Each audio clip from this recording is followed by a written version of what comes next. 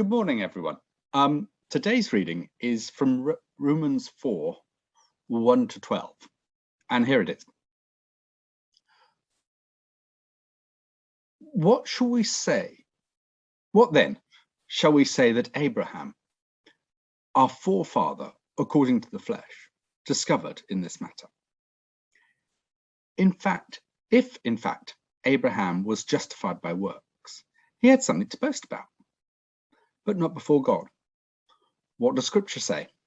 Abraham believed God, and it was credited to him as righteousness. Now, to the one who works, wages are not credited as a gift, but as an obligation. However, to the one who does not work, but trusts God, who justifies the ungodly, their faith is credited as righteousness. David said the same thing when he speaks of the blessedness of the one whom God credits righteousness apart from works. Blessed are those whose transgressions are forgiven, whose sins are covered.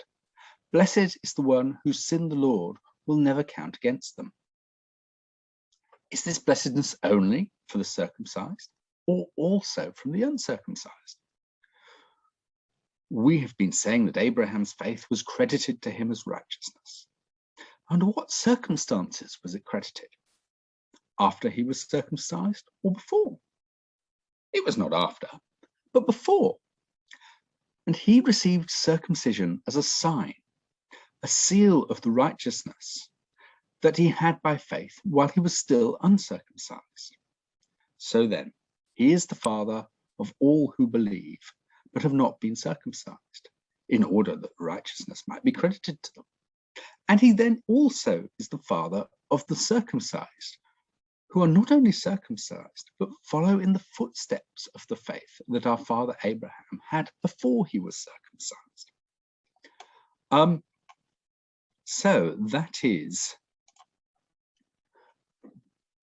Paul in the middle of explaining what Christianity should be about to people who have a Jewish background, and explaining that it's about who we have faith in, not what we do. And if you want to win an argument with someone who is from a Jewish background, it's a smart move to bring in the big guns. And an example from Abraham, the founder of the Jewish faith, is the biggest gun you can get. And what he's saying is that Abraham was not righteous before God. Like the rest of us, he was a sinner. As the Genesis accounts make clear, he does all sorts of dodgy stuff, mainly passing his wife off as his sister.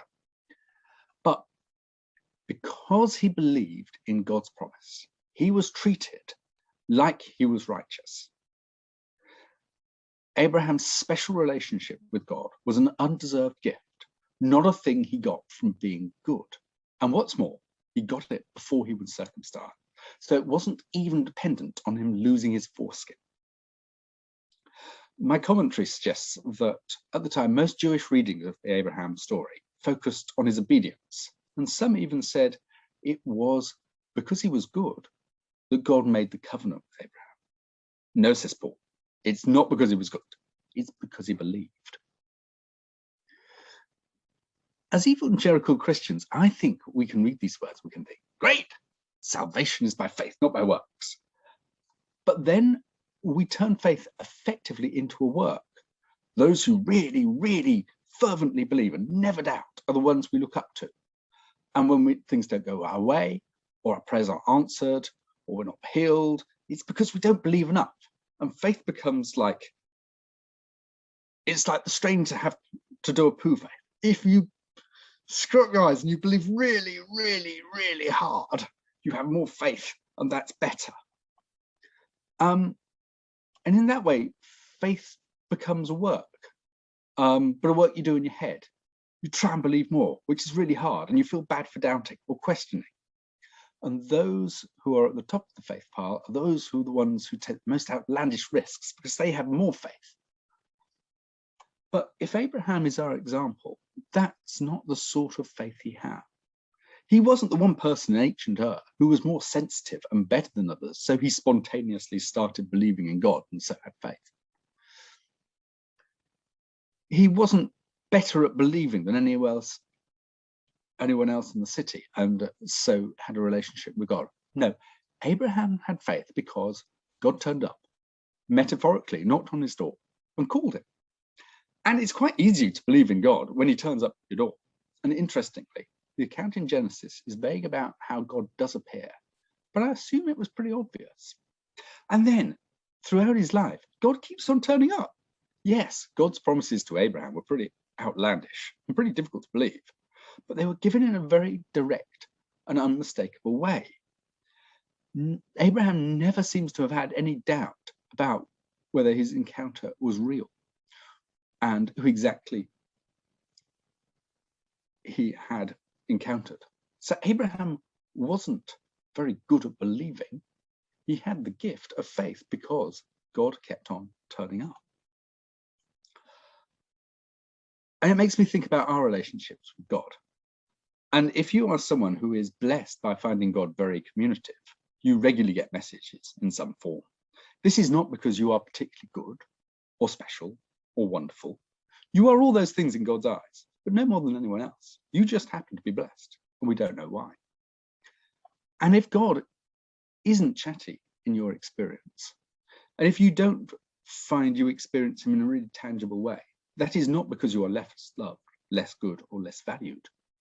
Your relationship with God is different, and we don't know why. You find it harder to tune in than others, but I suspect that many times when people think they've heard the voice of God, they've got their own internal monologue muddled up with the voice of the divine. And if you don't hear from him often, and I'm speaking as one who has only heard from God speak clearly once or twice in their lives, maybe it's because you're very careful not to muddle God up with your own internal monologue.